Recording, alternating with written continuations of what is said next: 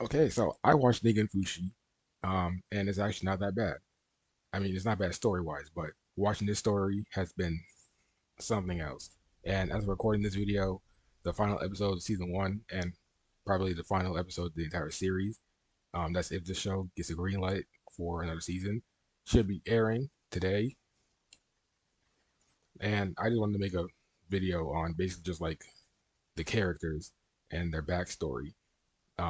Just for those who haven't seen the show, just in case they want to see what it's about, you know, because I'm a nice guy. So let's get started. Okay, so we start off knowing about the city or town that the one of the main characters, Nick, is in. Um, yeah, this is Nick. He he just got dumped by his girlfriend and kicked out of his party. Why? I'll explain that later. So in this world, there's apparently, it's a fantasy world. So you would expect it to just be a town full of magic, just like with the slime anime or Overlord or um Mushoku Tensei, even Shield Hero. But no, in this world they have technology to have computers and microphones, but apparently they're not advanced to make cell phones. So yeah, let's get back to Nick. So this is Nick, like I said before, and he just had a rough day. So he's out in the rain getting soaked, and he's approached by this girl with blue hair who happens to be the idol that he likes because he's an otaku that for some reason. So she gives him a ticket, and he is saying that he doesn't want to go to it, but he thinks about it either way. So he goes to the bar, and this is where every other character shows up. So our four main characters: an adventurer, which is Nick. I've said his name like three times now. A mage, a dragonian, I think, and a priest. Now, the title of this anime is Adventurers Who Don't Believe in Humanity Will Save the World. So obviously they're gonna save the world. How? Don't know. Never introduced to a villain or anything that's going to destroy the world or something like that. So I guess I'm gonna have to read when the show ends. So Nick is only at the table. The others that come in sit at his table because there's no other tables that they can sit at to be alone. So they all get a drink and then they all shout at the same time. I'll never trust anybody ever again! So now they all know that they're in the same situation. So now they start talking and they get into like their backstories. Now, first, I'm gonna talk about Nick's backstory because one, this is like the best place to just, you know, say his backstory. So, like I said in the beginning, he was dumped by his girlfriend and kicked out of his party. Why was he dumped by his girlfriend? Because he wasn't providing enough for her, basically. She's only after Yeah, guys who, no. have the You money to better be buy in the her things. crowd, Mr. That's the kind of girl she is. Striker! And the reason why he was kicked out of his party is uh, apparently he got accused of stealing money from the safe that he was supposed to be protecting.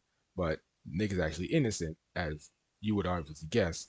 But the thing is, the party, well, actually, first Nick was going to tell Argus, who was basically his father figure, but Argus told Nick that they already forgave the person that stole it, but kicked Nick out because he was being accused of embezzling their money, which is crazy because how do you forgive the person?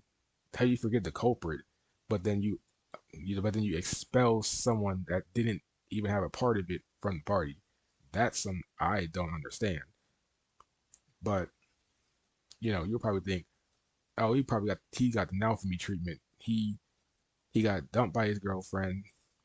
He got kicked out of a party, which is kind of like not the same as now for me's treatment, but he lost all his money. He lost basically like his dignity and all that stuff. But no, this is not the now for me treatment. If you thought that this was that, this guy Zem, he got the now for me treatment, but uh, a little, what I say worse, maybe it's kind of on par, but let's just go over his backstory. So yeah, Zem is a priest, as you probably saw when I showed this picture. Um, he lived in a town far from the city that the bar that they're sitting in the bar in. He was creating medicine for the people in the city because, right thing to do. He wants to save people because obviously he's a priest. And so one day he was picking plants to make some medicine and, you know, to make medicine. And a little girl comes up to him, gives him some herbs, and he gives her a coin for her hard work, and she happily runs off. And then it pans out to see some people being happy that he, you know, or that she actually gave him the things so that he can make the medicine. So then late at night, he's making the medicine, and she comes back and gives him more herbs. So then this is where things started to get, you know, bad for him.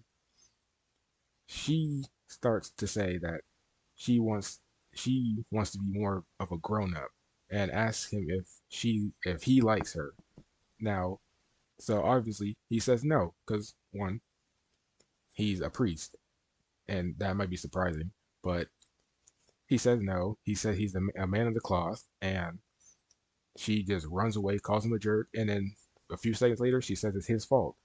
And I didn't expect her to, just run off. I probably expected her to like slap him or something, or maybe come to her senses to think that, oh, I understand. He's not gonna be able to date me because he made like an oath or something. But no, this happened. So the next day, he's dealing with a patient, and the police just came up and straight up arrested him because this girl had accused him of assaulting him, something like that. So yeah, they put him in jail, and then he was just banished from his city. And this girl had no regrets. I mean, just look at her eyes. She's still mad at him for rejecting her. So yeah, that's the same as Naofumi. That's the Naofumi treatment. That's basically what Naofumi got, but little worse because it was from a child and not a whole grown adult. Now it's time to go on to the mage, Tiana. Now, Tiana is what you would call a prodigy. She was amazing at using magic, so she decided to go to this restaurant where she's meeting a dude named Alex, and she sees him sitting with another girl, and they're casually talking. She then Tiana doesn't think anything of it. She thinks that, oh, it's just a friend, which uh, it's not a friend. So she sits down. She tells him all about her day. Just saying all this, saying like, I did this today. It was amazing. The teachers said all this, but then he gets angry at her because apparently she's bragging about how good she is, and then they just start spewing like lies about her, saying that she apparently bullied the girl that's sitting right next to Alex. Then the girl right next to Alex just says that she seduced the teachers so that I guess she can get good grades or something. And this, yeah, just spewing lies. So yeah, she ends up moving out of her city so that she can go and get a job, I guess. And she moved in. She got her own place, and now she just needs money. But I mean, with the way her face looks, I mean, she's nice, but I think she just needs a few more facial expressions to show that she's not a threat to anyone. Now, all that information I just gave you happened in the span of just one episode, which you're probably thinking like, isn't this like a 25 episode anime? Is it 50 minutes long? No, it's not 50 minutes long. It's like 24 not episodes, 24 minutes long. Like everything I just told you, that was all one episode. The fourth member's story happens like 2 episodes later. So meet Curran. I always call her Cullen for some reason, but Curran is her name. She's a Dragonian, and like Nick, she was in a party, and from what I've seen, she either liked or just respected this guy named Kalios, who I guess is the leader of the party. And the reason she trusted Kalios is because he helped her out of a scam where she was trying to buy a pendant. And The scammer tried to say that, oh, she scratched the the pendant, so now she has to like make up for it. But Kalios proved the scammer wrong because she scratched another pendant and it the same, and the scratch mark did not look the same as the scratch on the other pendant. So yeah, after that they go on a quest. They go into this cave, and well, before they departed, Kalios came to her room and said that she can just leave her stuff here because nobody's brave enough to steal from you, which that's a red flag because it showed an item that she really cared about. So obviously her stuff's gonna get stolen. How? Well, let's continue so you can find out. So they're in a cave fighting monsters, and each person has a job in the party, except for Curran, which she does offer help, but Kalios tells her that she's done enough for the party, so saying like she can just rest and do this so that she can keep her stamina. So they go deep into the cave and they fight a snake that's in a pot, and Curran is the only one fighting it until Kalios says to back her up. But this is where it begins. When Curran is holding down her own, the snake starts to spray poisonous gas, and it hurts Curran, so she can't move. Kalios comes up to her, holding his nose with claw, and starts explaining about the snake's ability. And then they kill the snake, but leave Curran right there without giving her like some sort of antidote or anything. So you would think, so you would think maybe this is just their plan. This is how they needed to get rid of the snake. No, this was their plan from the start to get her poisoned so that she wouldn't be able to move. And from the looks of it, I think Kalos never liked Corinne in the first place because because he said that Dragonians are a scary race. They're tough. Now, that probably doesn't mean anything, but you can interpret it that way. So they just leave her there to die, basically, and we get a flashback to the most important thing that she swore to protect that was some from her hometown. She returns home after crawling out of the dungeon and sees that her stuff is gone. Now, people that are inside the I guess this is an inn or hotel, they see that she's alive and said that Callios said that she was dead. Now, the thing is, Callios had the audacity to say, you should trust your team more often, which, man, I hope that she kills him sometime soon. So yeah, that was Ningen Fushin. Um, this this was a wild ride. Just just from the backstory, I thought that this was gonna be like the best series ever made, but just seeing how the story kind of is, it. I mean, one, like I said before, we haven't gotten to like a point where we see like this villain that's gonna destroy the world or something like that. Where's this threat that's gonna destroy the world at? Hmm? I mean, maybe it might come later on if they do like more seasons of this, or you know.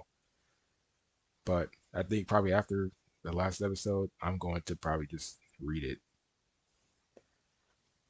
So yeah, that was Ningen Fushi. I was gonna add one more backstory, but she's not a part of like the crew. And her backstory gets like introduced at like episode 9 or 10. So I I wouldn't really want to go on about that. But but yeah, um, this was Ningen Fushin, like I said, for the fourth time again,